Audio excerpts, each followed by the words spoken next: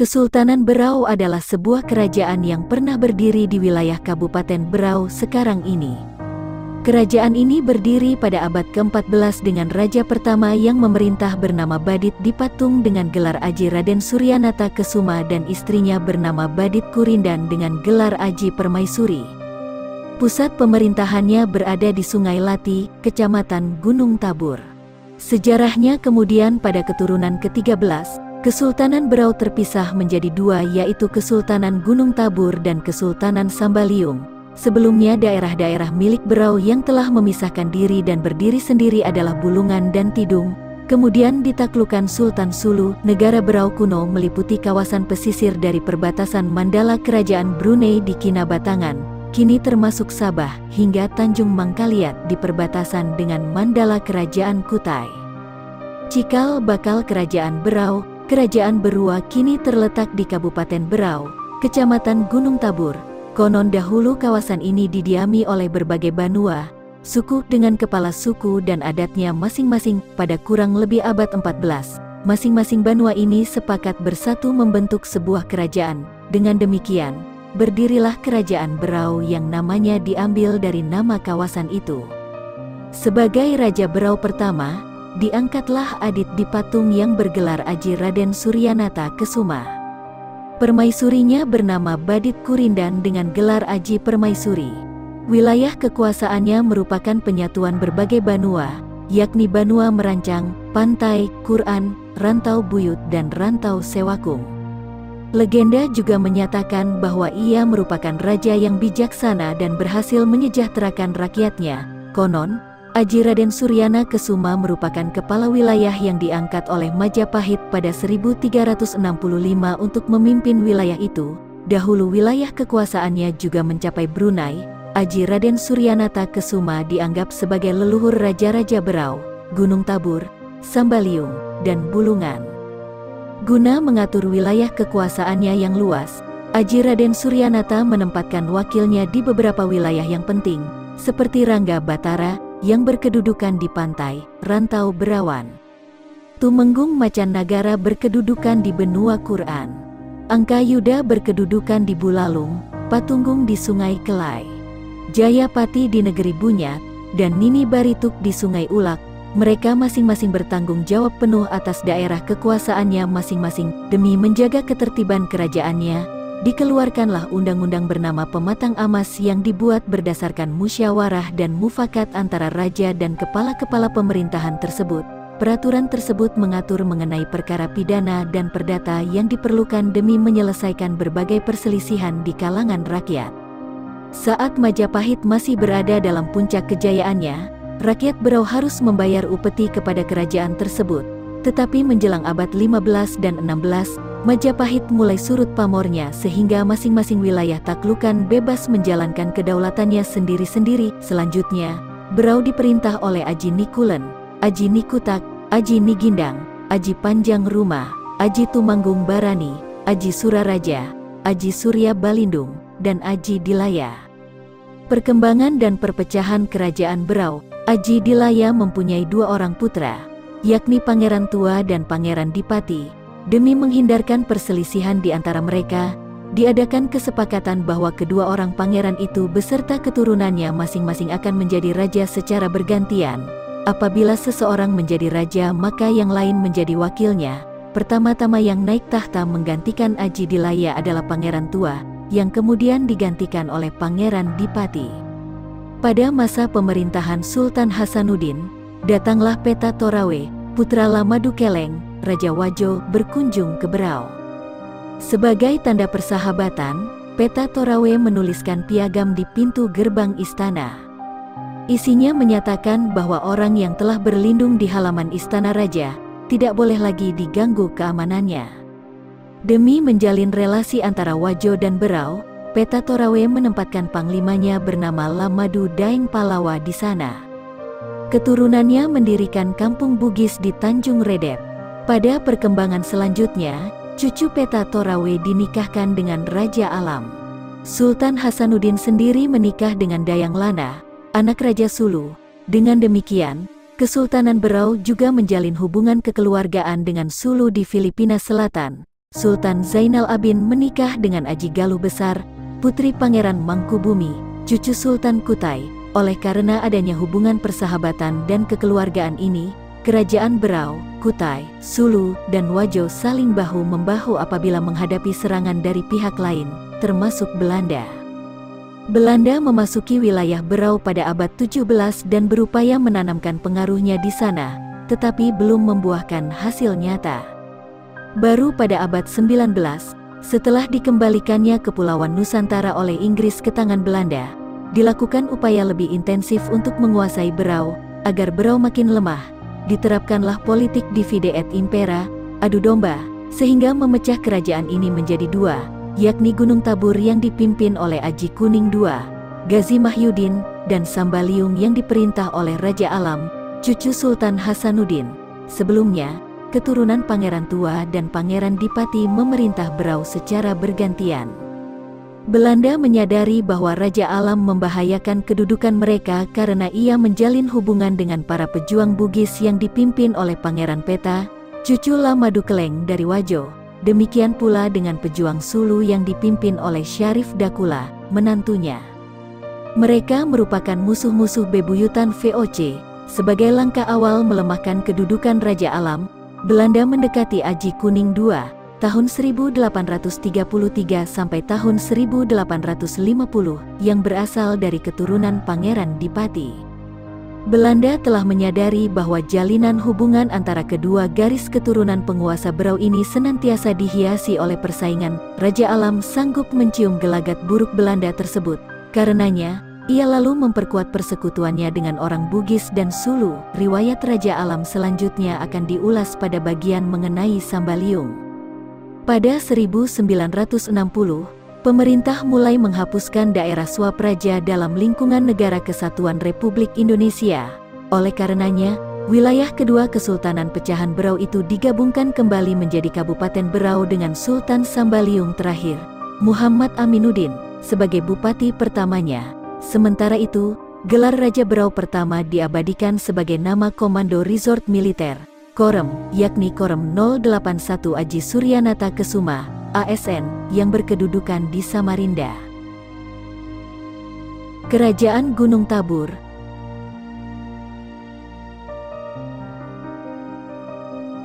Berdirinya Kerajaan Gunung Tabur. Kerajaan Gunung Tabur sekarang terletak di Kecamatan Gunung Tabur, Kabupaten Berau, Kalimantan Timur. Pendiriannya sekitar 1830 melalui pemecahan Kerajaan Berau menjadi dua, yakni Gunung Tabur dan Sambaliung. Sebagaimana yang telah diungkapkan pada bagian khusus mengenai Berau, terjadi persaingan antara keturunan dua putra Aji Dilayas, yakni Pangeran Tua dan Pangeran Dipati. Meskipun telah diambil kesepakatan bahwa keturunan keduanya akan memerintah secara bergantian, perselisihan tak terhindarkan yang berujung pada pecahnya Berau menjadi dua kerajaan. Raja Gunung Tabur pertama adalah Sultan Aji Kuning II, tahun 1833 sampai tahun 1850. Belanda makin mengipasi bara api perselisihan yang sudah ada. Demi menyingkirkan Raja Alam dari Sambaliung, Sultan Aji Kuning II pernah mengadukan saingannya dari kerajaan Sambaliung tersebut kepada Belanda. Ia melaporkan bahwa para pengikut Raja Alam terlibat dalam perompakan kapal-kapal Belanda. Akibatnya, Belanda mengerahkan pasukannya untuk mengalahkan Raja Alam. Setelah Raja Alam berhasil dikalahkan dan diasingkan ke Makassar, tampuk pemerintahan Sambaliung diserahkan kepada Gunung Tabur. Namun, tentu saja hal itu tidaklah gratis karena sebagai imbalannya Belanda mengharuskan Gunung Tabur menandatangani perjanjian pada tanggal 27 September tahun 1834 yang berbunyi sebagai berikut. Sambaliung, selaku negeri yang dikalahkan masuk dalam payung kekuasaan Hindia Belanda. Sultan Gunung Tabur, Aji Kuning II, berjanji akan melindungi keamanan dari ancaman kaum perompak. Kerajaan Sambaliung untuk sementara pengelolaannya diserahkan kepada Gunung Tabur sebagai tanah pinjaman. Gunung Tabur menjadi vasal negeri Belanda. Sultan Gunung Tabur harus menghadap wakil pemerintah Belanda di Makassar. Karena kondisi Sambaliung yang terus-menerus kacau akibat perlawanan pengikut-pengikut Raja Alam, Sultan Aji Kuning II meminta agar Raja Alam dikembalikan dari pembuangannya di Makassar. permohonan ini dipenuhi oleh Belanda pada tanggal 24 Juni tahun 1837. Perkembangan Kerajaan Gunung Tabur. Setelah Sultan Aji Kuning II meninggal pada 1850, ia digantikan oleh kemenakannya, Amiril Mukminin, tahun 1850 sampai tahun 1876, putra Raja Muda Sibandang. Ia mempunyai dua orang saudara bernama Raja Alam, berbeda dengan Raja Alam dari Sambaliung yang melawan Belanda, dan Raja Muda Sikinarang. Salah satu informasi mengenai Sultan ini beserta saudara-saudaranya dan kondisi pemerintahan masa itu diperoleh dari tulisan Z. Swager dalam Tischrift for Nederlands Indie, seri 4, 1866, 2 halaman 231-266. Artikel tersebut dimuat dalam buku sejarah lokal di Indonesia. Menurut artikel tersebut, Sultan beserta keluarganya banyak terlibat dalam berbagai aktivitas kejahatan, umpamanya perompakan dan perampokan. Aktivitas perbudakan juga merajalela dan kaum budak mengalami kehidupan yang sangat buruk. Karya itu antara lain mengutip laporan perjalanan nahoda kapal bernama P. van Harstrop yang banyak mengadakan hubungan dagang dengan para raja di Kalimantan. Laporan itu antara lain berbunyi sebagai berikut. Dalam pelarian itulah mereka ditangkap oleh Sultan Gunung Tabur dan sekali lagi mereka dijadikan budak belian. Mereka dijual karena menolak ikut serta dalam perjalanan perompakan yang diperintahkan Sultan. Mereka dirantai dan akan dijual kepada saudagar Bugis yang pertama dijumpai. Biasanya cara yang serupa dipakai pula oleh Sultan terhadap perahu-perahu Solok yang tiap tahunnya datang membeli teripang. Dewasa ini Gunung Tabur terdiri dari 6 atau 7 buah rumah. Setiap orang berusaha meloloskan diri dari pemerasan-pemerasan Sultan, yang selain dari itu pula, merampok dan merampas perahu-perahu sepanjang sungai dan di pulau-pulau. Laporan itu mengungkapkan pula bahwa Sultan beserta saudaranya, Raja Muda Sikinarang dan Raja Alam, juga dengan licik menunda-nunda pembayaran utang-utang mereka dengan alasan tidak mempunyai uang. Padahal menurut Harstrop mereka sanggup melakukannya. Para bangsawan juga mempunyai kebiasaan yang tidak baik, yakni madat dan berjudi, termasuk kedua orang saudara raja itu. Berikut ini adalah kutipan laporan lainnya. Raja Alam terus terang mengatakan tidak dapat membayar karena ketiadaan persediaan. Hal ini, saya nyatakan, tidak akan terjadi seandainya Tuan, sesuai dengan perjanjian yang dibuat sewaktu memberikan piutang itu, ada berusaha untuk memungutnya kembali dalam tempo 4 bulan dari pendapatan daerah itu. Tetapi dengan maksud-maksud yang tidak baik, ia sendiri yang memungut hasil-hasil itu atas nama Tuan dan dengan segala akal menyembunyikannya terhadap kuasa Tuan, G. Margan. Ketika ia ini pada saat yang tepat datang menagih, Raja Alam sendiri baru kembali ke rumahnya sesudah semua hasil itu habis dihamburkannya untuk madat dan judi. Sekarang pun ia masih menyalahgunakan madat secara yang menakjubkan sehingga berkali-kali rakyat menyatakan keheranannya mengenai hal ini. Keterangan bekas budak berikut ini juga perlu kita cermati guna mengetahui betapa buruknya kondisi para budak pada masa itu. Di Pulau Sapinang, seorang yang bernama Sarta asal Gunung Tabur mengambil saya sebagai budak dan menyerahkan kawan-kawan senasib yang lain kepada Sultan. 3 tahun lamanya saya mengerjakan ladangnya, yang terletak jauh dari kampung orang itu. Berbagai-bagai kerja berat harus saya lakukan seperti memotong dan meraut kayu, mengerjakan ladang, memetik sarang burung, dan lain sebagainya. Saya hanya diberi sepotong kain untuk dipakai, sedikit beras untuk makan, lain tidak. Sesudah itu saya pindah tuan pada Raja Muda Kenarang, kakak dari Sultan karena direbutnya dengan semena-mena dari tangan Sarta. Dengan pangeran ini saya tidak perlu melakukan sesuatu pekerjaan, akan tetapi sebaliknya saya diharuskan mengusahakan pakaian sendiri dan selalu bersiap untuk pergi merampok. Sepanjang ingatan saya 4 kali saya diperintahkan melakukan perampokan, yaitu. Berdasarkan laporan di atas dapat disimpulkan bahwa penegakan hukum di Gunung Tabur sangat kacau. Masing-masing bangsawan beserta saudara Sultan bertindak semena-mena, tetapi Sultan sendiri tidak mau peduli dengan tingkah laku para kerabatnya itu karena ia sendiri juga melakukan keburukan yang sama. Bahkan Sultan beserta kerabatnya merampas barang apa saja yang disenanginya. Tidak jarang pula para penguasa itu menggunakan kekerasan dan membunuh para pedagang yang menolak menyerahkan barang-barang dagangannya. Demikianlah laporan negatif mengenai Sultan Gunung Tabur beserta 2 orang saudaranya. Meskipun demikian, penolakan membayar utang tersebut kemungkinan berkaitan dengan penentangan mereka terhadap Belanda.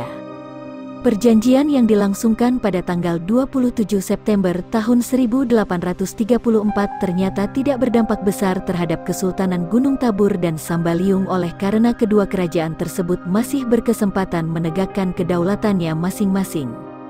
Pada 1876, Sultan Amiril meninggal dunia dan digantikan oleh putranya yang bergelar Hasanuddin, tahun 1876 sampai tahun 1882. Semasa pemerintahannya, kerap terjadi pertempuran kecil antara Gunung Tabur dan Sambaliung, tetapi dapat diselesaikan dengan bantuan asisten residen Belanda di Samarinda.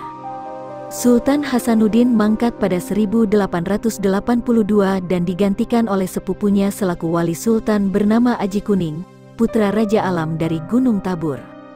Hubungan antara pemerintah kolonial Belanda dengan Gunung Tabur tidak lagi mesra. Ia merupakan penguasa yang tidak mau diatur dan tunduk pada kemauan Belanda. Bagi Aji Kuning, hubungan antara kerajaan dengan pemerintah Belanda adalah 2 mitra yang setara sehingga Belanda tidak berhak mencampuri urusan pemerintahan Gunung Tabur. Oleh karena itu, ia kurang disenangi oleh pemerintah kolonial. Apalagi dukungan rakyat terhadapnya boleh dikatakan cukup besar. Kecurigaan Belanda makin bertambah besar sepulangnya Aji Kuning dari menunaikan ibadah haji. Itulah sebabnya, Aji Kuning lalu pindah ke Sambaliung dan mendirikan perkampungan baru di sana. Selanjutnya, tersiar kabar bahwa Aji Kuning hendak merencanakan pemberontakan dan sedang menyusun kekuatan di perkampungannya di Sambaliung. Menanggapi laporan ini, Belanda memperkuat penjagaannya dan menempatkan seorang kontrolir berkebangsaan Belanda terhitung tanggal 1 Mei tahun 1897 dengan tujuan mengawasi tindak tanduk Aji Kuning. Pada saat yang bersamaan, diangkatlah seorang sultan baru bergelar Siranuddin, tahun 1897 sampai tahun 1921. Demi mencegah terjadinya pemberontakan, Belanda memerintahkan penguasa Sambaliung agar mengusir Aji Kuning beserta pengikutnya dari wilayah mereka. Bila tidak, Belanda akan mengerahkan pasukannya.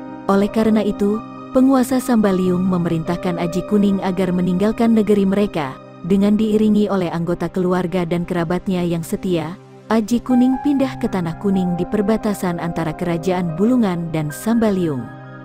Kerajaan Gunung Tabur selanjutnya diperintah oleh Sultan Muhammad Khalifatullah Jalaluddin, tahun 1921 sampai tahun 1951, dan Aji Raden Muhammad Ayub, tahun 1951 sampai tahun 1960. Pada zaman Jepang, ditetapkan bahwa Sultan Gunung Tabur dibantu oleh 2 orang asisten wedana, yaitu asisten wedana Gunung Tabut dan asisten wedana Pulau Derawan. Penindasan yang terjadi semasa penjajahan Jepang mengakibatkan penderitaan di kalangan rakyat sehingga membangkitkan berbagai perlawanan di kalangan rakyat. Oleh karena itu, Jepang menangkapi tokoh-tokoh nasionalis dan pemuka masyarakat yang anti-Jepang. Sekitar 500-600 orang menjadi korban, baik di daerah Gunung Tabur maupun Sambaliung. Daftar beberapa tokoh masyarakat yang turut kehilangan nyawanya akibat kebengisan Jepang dapat dilihat di bagian mengenai kerajaan Sambaliung. Setelah Jepang menyerah, Gunung Tabur menjadi daerah swapraja. Ini berlangsung hingga 1960 saat diberlakukannya penghapusan daerah-daerah swapraja sehingga berakhirlah kekuasaan kerajaan Gunung Tabur. Kedua wilayah bekas Kesultanan Pecahan Berau itu digabungkan menjadi Kabupaten Berau dengan Sultan Sambaliung terakhir, Muhammad Aminuddin, sebagai bupati pertamanya. Kerajaan Sambaliung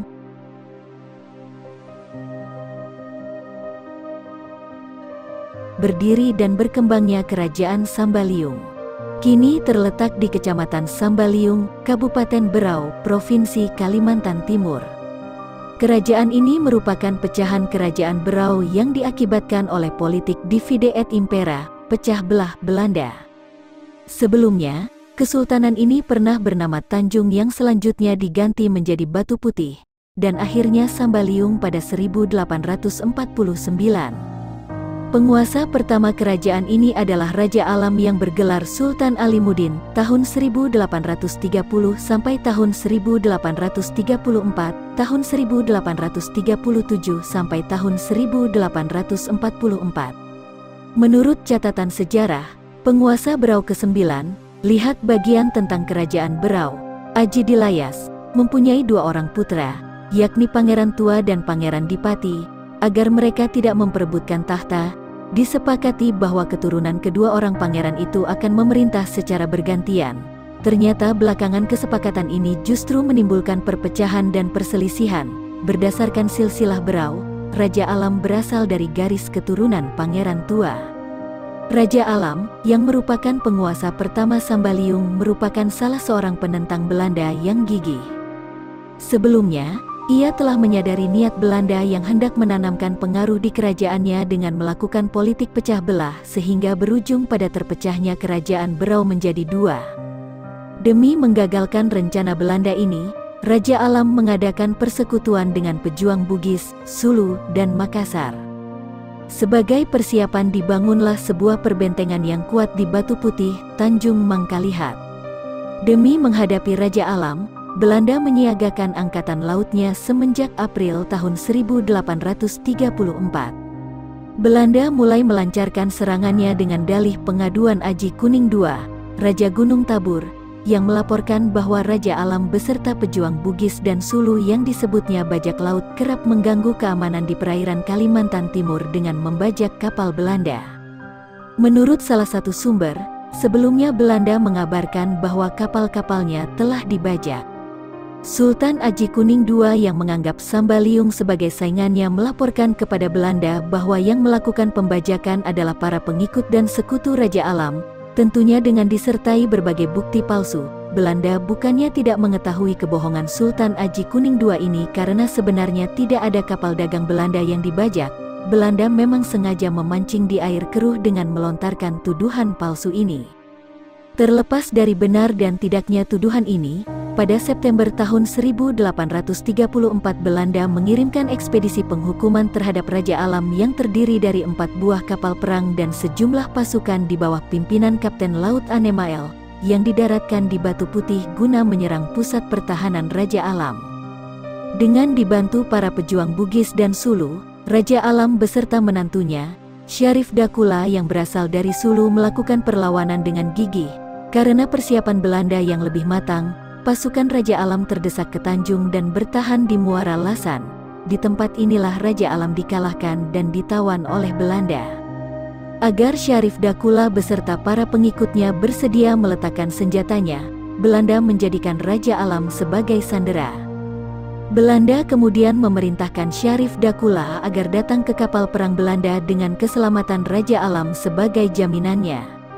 Ketika Syarif Dakula beserta keluarganya hadir di kapal perang Belanda untuk berunding, ia tetap menolak bekerja sama sehingga akhirnya ditangkap dan hendak diasingkan ke Makassar bersama Raja Alam.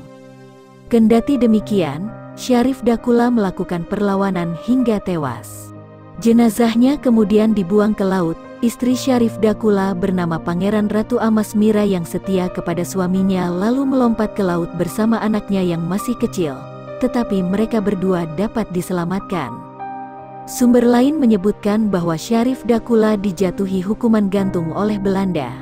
Masih ada sumber yang menyebutkan bahwa menurut cerita Raja Alam kepada keturunannya, Syarif Dakula mengamuk di kapal dan setelah melukai beberapa serdadu Belanda ia melompat ke laut. Namun hanya anak beserta istrinya yang berhasil diselamatkan. Menurut laporan J. Hagerman Jos yang merupakan versi penjajah, Syarif Dakula mengonsumsi candu dan dalam keadaan mabuk melompat ke laut bersama anak serta istrinya, karena dianggap berbahaya. Antara tahun 1834 sampai tahun 1837 Raja Alam ditawan dan diasingkan ke Makassar.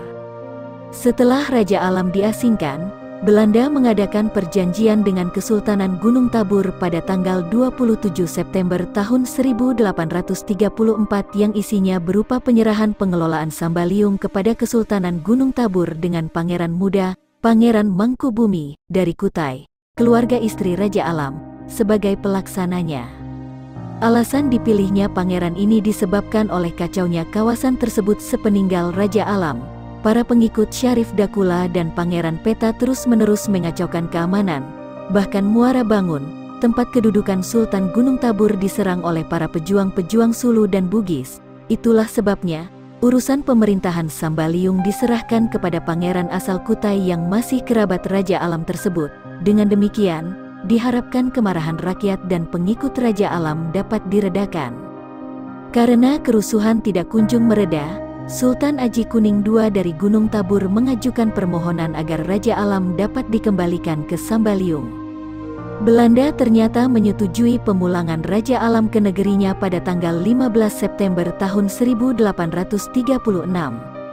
Setahun kemudian, tepatnya tanggal 24 Juni tahun 1837, Raja Alam beserta keluarganya diizinkan kembali ke Batu Putih dengan syarat bahwa ia mengakui kekuasaan pemerintah Hindia Belanda dan bersedia menjadi bawahan Kesultanan Gunung Tabur. Kendati demikian, Raja Alam masih tetap tidak sudi tunduk kepada Belanda yang selama 7 tahun terus-menerus membujuknya agar tak lagi memusuhi mereka. Sultan Gunung Tabur sendiri tidak dapat melakukan apa-apa meski Raja Alam menolak menjadi bawahan kerajaannya karena ia telah sadar bahwa semua ini merupakan taktik adu domba Belanda. Alasan lain adalah Sultan Aji Kuning menyadari bahwa Raja Alam adalah keturunan ke-13 dari Aji Raden Suryanata Kesuma, pendiri Kerajaan Berau, sedangkan dirinya adalah keturunan ke-14. Jadi secara garis keturunan, Raja Alam lebih tua dibandingkan dirinya. Menurut adat istiadat, jika berani menyakiti kerabat yang lebih tua akan terkena tulah. Selain itu, Raja Alam telah menjadi mertuanya karena sepeninggal Syarif Dakula, jandanya yang bernama Pangeran Ratu Amas Mira, putri Raja Alam, menikah dengan Sultan Aji Kuning II. Ia lalu memindahkan pusat pemerintahannya dari Batu Putih ke Tanjung Redep dan akhirnya kembali lagi ke Batu Putih. Karena terus-menerus gagal menarik Raja Alam, akhirnya pada 1844 Belanda mengalah dan mengakui keberadaan Kesultanan Sambaliung, tetapi Sultan tetap tidak bersedia menerima pengakuan ini karena sama saja dengan menempatkan dirinya di bawah kendali pemerintah kolonial Belanda. Berkat perjuangan pantang mundurnya menentang penjajah, namanya diabadikan sebagai nama Batalion 613 Raja Alam yang berkedudukan di Tarakan. Penguasa Sambaliung yang selama hidupnya gigih melawan Belanda ini wafat pada tanggal 7 Juli tahun 1848 dan dimakamkan di Sungai Rindang, dekat Batu Putih. Selama hidupnya, Raja Alam merupakan seorang tokoh yang dekat dan dicintai rakyatnya. Sebagai contoh, sewaktu orang Dayak Punan dari Sungai Kelai menemukan tambang emas, belum ada seorang pun yang diizinkan mengunjunginya kecuali Raja Alam. Ini memperlihatkan betapa besarnya kepercayaan mereka kepadanya. Sumber daya alam yang dihasilkan negerinya dibagi secara merata dan adil kepada rakyatnya. Dia membangun armada lautnya sehingga sanggup bertempur dengan gagah berani melawan penjajah. Raja Alam digantikan oleh putranya, Sultan Hadi Jalaluddin, yang memerintah semenjak 1844 hingga 1852. Menjelang masa akhir pemerintahannya, yang paling banyak berpengaruh adalah saudaranya, Asyik Syarafuddin, putra Raja Alam dengan seorang putri Bugis. Ketika Sultan Hadi Jalaluddin meninggal, ia diangkat sebagai Raja Sambaliung yang baru. Pada saat bersamaan, putra Raja Alam lainnya, Sultan Bongkoh, tidak bersedia bekerja sama dengan Belanda dan masih terus melakukan gangguan terhadap kapal-kapal Belanda di perairan Berau dengan dibantu oleh para pejuang Bugis dan Sulu. Sumber-sumber Belanda menjuluki mereka sebagai bajak laut atau perompak. Sultan Asyik Syarafuddin memerintah hingga 1869, dan selanjutnya yang menjadi raja-raja Sambaliung adalah Sultan Adil Jalaluddin, tahun 1869 sampai tahun 1881, Sultan Bayanuddin, tahun 1881 sampai tahun 1902, dan penguasa Sambaliung terakhir, Sultan Muhammad Aminuddin, tahun 1902 sampai tahun 1960. Kesultanan Sambaliung semasa penjajahan Jepang dan setelah proklamasi kemerdekaan. Setelah menghancurkan lapangan terbang Belanda di Tarakan dan Samarinda, bala tentara Jepang menduduki tambang minyak Tarakan pada Januari tahun 1942. Selanjutnya, Tanjung Redep dan Tanjung Selor jatuh ke tangan Jepang. Satu demi satu bekas wilayah Hindia Belanda dapat dicaplok oleh Jepang. Akhirnya, pemerintah kolonial bertekuk lutut di hadapan kedikdayaan bala tentara Jepang pada tanggal 8 Maret tahun 1942. Pada mulanya, Jepang dianggap pembebas oleh rakyat, tetapi kenyataan berbicara lain. Kehidupan rakyat malah tambah menderita dan terjadi kelangkaan barang di mana-mana. Bahkan Jepang memaksa rakyat menyerahkan bahan-bahan makanan, seperti padi, ayam, telur, dan minyak. Mereka membayarnya dengan mata uang kertas Jepang yang tak bernilai di mata rakyat. Jepang yang telah menduduki Sambaliung dan Gunung Tabur kini menciptakan suatu sistem pemerintahan yang tidak jauh berbeda dengan Belanda. Sebagai pengganti kontrolir, mereka mengangkat seorang Bunkeng Karikan yang bertugas mengurusi pemerintahan sipil di daerah jajahannya. Sultan Sambaliung masih dipertahankan kedudukannya oleh Jepang dan demikian pula dengan pegawai-pegawai pemerintahan lainnya. Meskipun demikian, Sultan sendiri tidak dapat melakukan apa-apa terhadap kesewenangan-wenangan Jepang terhadap rakyat dalam menjalankan roda pemerintahannya pada zaman Jepang. Sultan Sambaliung dibantu oleh dua orang asisten wedana, yakni asisten wedana Sambaliung dan asisten wedana Talisayaan. Rakyat dipaksa Jepang menyerahkan bahan pangan dan pakaian serta mengerahkan tenaga demi kepentingan Jepang. Para pemuda diwajibkan memasuki organisasi semi-militer bernama Seinendan guna membela Jepang dalam perang. Penyerahan paksa bahan pangan itu menyebabkan kelaparan dan kekurangan yang parah bagi rakyat Sambaliung. Meskipun demikian, tidak ada yang berani melawan karena Jepang akan menindasnya dengan kejam dan tanpa pandang bulu. Apabila satu orang saja warga kampung melakukan perlawanan, maka seluruh kampung akan dibumi hanguskan sehingga semuanya menjadi korban. Para anggota Kenpetai, Dinas Rahasia Jepang, dengan didukung anggota Junpo, polisi rahasianya selalu siap mengawasi rakyat dan mencari orang-orang yang hendak membangkang dan melawan perintah mereka. Tidak jarang pula anggota polisi rahasia itu juga merekrut kalangan rakyat yang bersedia menjadi antek Jepang. Beberapa kelompok nasionalis terpelajar menganggap bahwa Jepang merupakan penindas dan bukannya pembebas. Akibatnya, Jepang menangkapi kaum nasionalis dan pemuka masyarakat, hingga jumlahnya mencapai 500-600 orang. Di antara kaum nasionalis yang menjadi korban adalah termasuk yang berasal dari Gunung Tabur. Datu Said Agil, putra Sultan Sambaliung Dr. Lukardi beserta keluarganya. Abidin Syah, asisten wedana Sambaliung. Ajin Berni Mas Suwarno, asisten wedana Talisayaan. Haris, asisten wedana Gunung Tabur. Raden Katamsi, kepala perawat rumah sakit Berau. Haji Aji Umar Gunung Tabur. Ibrahim Effendi, Menteri Kehutanan Tanjung Redep. Haji Debab dari Tanjung Redep. Tan Kim Long dari Tanjung Redep. M. Yunan dari Tanjung Redep. Matseh Klek, pengawai kantor dari Tanjung Redep. Po Behwat dari Tanjung Redep. Aji Mamai bin Aji Kuning. Anak Kocot, Abdul Manap dari Tanjung Redep. Saat Jepang bertekuk lutut, para antek Jepang mengalami pembalasan. Anggota Junpo yang berasal dari warga setempat bernama Garuda, ditangkap dan dibunuh oleh rakyat. Sementara itu, Junpo lainnya, Raden Sukarna, terpaksa melarikan diri dan tidak diketahui lagi rimbanya. Kesultanan Sambaliung selaku daerah swapraja berakhir pada 1960 dan wilayahnya digabungkan dengan Gunung Tabur menjadi Kabupaten Berau. Sultan Sambaliung terakhir, Muhammad Aminuddin dilantik sebagai bupati yang pertama. Semenjak saat itu, Sambaliung menjadi nama kecamatan di Provinsi Kalimantan Timur. Peninggalan sejarah, Istana Sambaliung merupakan salah satu objek wisata di kawasan ini yang terletak di tepi Sungai Klai. Kini bangunan tersebut telah dijadikan museum yang menyimpan berbagai peninggalan sejarah Kesultanan Sambaliung. Salah satu koleksinya yang menarik berupa tiang dari kayu ulin berukirkan aksara Bugis dan terletak di depan museum. Barangkali ini merupakan peninggalan para pengikut Sultan yang berasal dari kalangan Bugis. Tulisan Bugis itu berisi peraturan bagi rakyat saat hendak melewati istana.